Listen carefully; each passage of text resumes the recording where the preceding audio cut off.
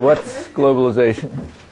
Actually, the best definition of it I know of, if I can remember it, is by a very well-known development economist, Canadian development economist, a guy named Gerald Heliner, who tried to summarize it in a little ditty which went something like this. Don't hold me to the exact words. He said, "The poor complain, they always do, but that's just idle chatter.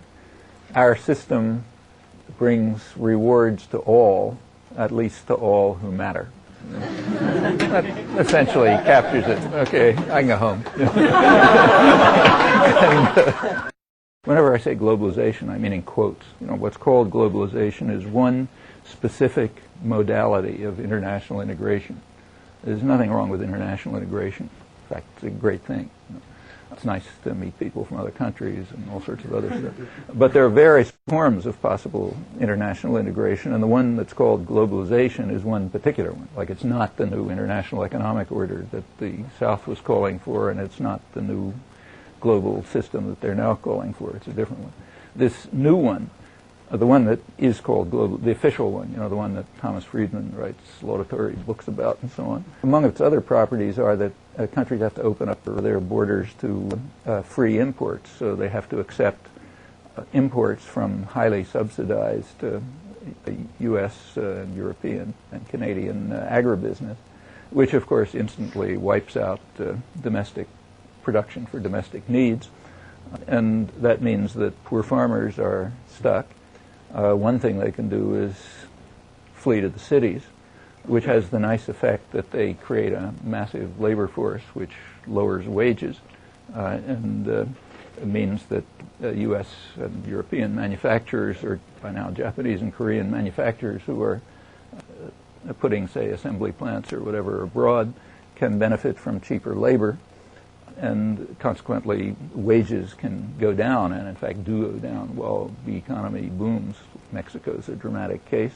But if farmers don't move to the urban slums to become an excess labor force, they again, and try to produce something, it can't be commodities for the domestic market for food, because they'll be wiped out by imported goods. So once again, they become what's called a rational peasant in the technical literature.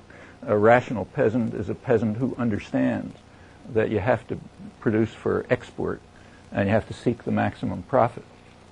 Okay, so you sort of spell that out: produce for export, stable markets, maximum profit. Well, you get the same answer as before: coca, poppies, and so on.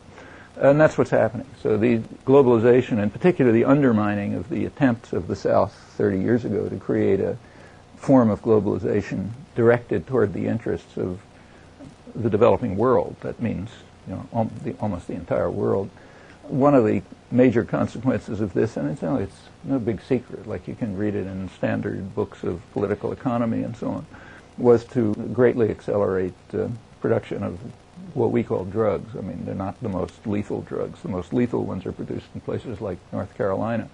But what we call lethal drugs here, peasants have been driven to it. They really have no choices, in part by the choice, and it was a choice, it's not an economic law, the choice by the powerful states 30 years ago to institute a particular form of international economic integration, what's called globalization, in preference to another one. One which would have, for example, as one of its properties, and there were many others, things like stabilization of primary commodity prices, and what are called neoliberal programs, like opening up your borders to imports from subsidized agro-export from northern agribusiness. That has the same effect. There's a lot more like this. I mean, a lot of what happens to the rational peasants, incidentally, after they've learned their lessons properly. They kind of like the equivalent of going to Harvard or MIT or Chicago graduate school and getting a degree in economics, so they become rational peasants. Well, once they've learned the lesson, they're rewarded. They're rewarded with helicopter gunships that you and I pay for, with chemical and biological warfare, including new experimental biological techniques that will have who knows what effect, and by what's called here a drug war. That's the reward for having learned the lessons. after having been essentially forced into a particular kind of production by the way globalization works out. That's one of its less discussed features. Going back to the Declaration of the South, the poor are complaining, as they always do.